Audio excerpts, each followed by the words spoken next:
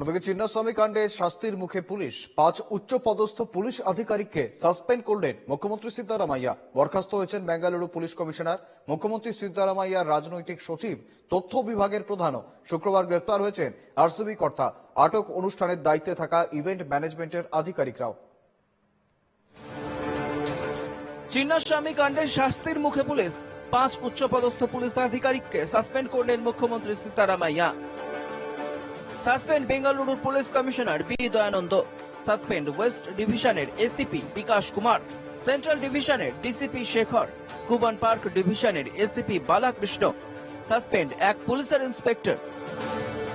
বেঙ্গালুরুতে পদপিষ্ট হয়ে মৃত্যুর ঘটনায় তার সরকার যথাসাধ্য চেষ্টা করছে বলে সাংবাদিক সম্মেলনে দাবি করেন কর্ণাটকের উপমুখ্যমন্ত্রী D K Shivakumar. Asking for a judicial inquiry, the BJP. My Honorable Chief Minister was kind enough to announce a judicial inquiry. What we have found, what we have got internally, so action has been taken on some of them. Investigation is going on. The magistrate investigation, a judicial investigation, and again the cases has been referred to the COD. What more a government can do? What we have seen in Bengaluru Stampede is nothing short of a state-sponsored man-made disaster for which the CM and Deputy CM are directly responsible.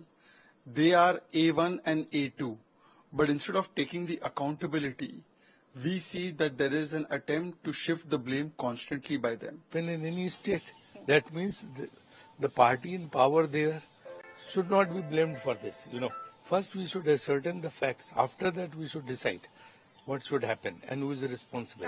But saying, so I think it should not be politicized at all. It can happen in any state ruled by any political party. That much, if at times it happens in some state where BJP is in power, we should not blame BJP also. পদপিষ্ট কাণ্ডে ধরপাকড় পুলিশের। বেঙ্গালুরু থেকে মুম্বাই যাওয়ার পথে গ্রেফতার RCB কর্তা। ধৃত আরসিবির marketing প্রধান নিখিল Sosale.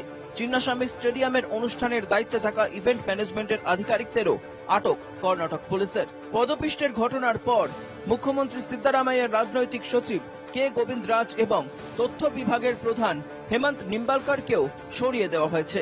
RCB বিজয়োৎসবের দায়িত্বে থাকা ডিএনএ এন্টারটেইনমেন্ট কর্ণাটক রাজ্য ক্রিকেট অ্যাসোসিয়েশনের বিরুদ্ধে শতপ্রণোদিত এফআইআর দায়ের করেছে বেঙ্গালুরু পুলিশ। গ্রেফতারির আশঙ্কা করেই হাইকোর্টের দ্বারস্থ হয়েছিল কর্ণাটক ক্রিকেট বোর্ডের কর্তারা। সেই মামলায় শুক্রবার বিচারপতি এস.আর. কৃষ্ণ কুমার নির্দেশ দেন, পরবর্তী শুনানি পর্যন্ত ক্রিকেট বোর্ডের বিরুদ্ধে কড়া পদক্ষেপ করা যাবে না। ইতিমধ্যে বিশেষ তদন্তকারী দল গঠন করা হচ্ছে। ম্যাজিস্ট্রেট পর্যায়ে তদন্তের রিপোর্ট চাওয়া হয়েছে 15 দিনের মধ্যে। ঘটনায় কাউকে রেয়াত করা হবে না বলেই আদালতে জানিয়েছে সিদ্দারামাইয়া সরকার। তবে আদালতের নির্দেশে খানিক স্বস্তি পেলেন বোর্ডের কর্তারা। Bureau report, NKTV Bangla.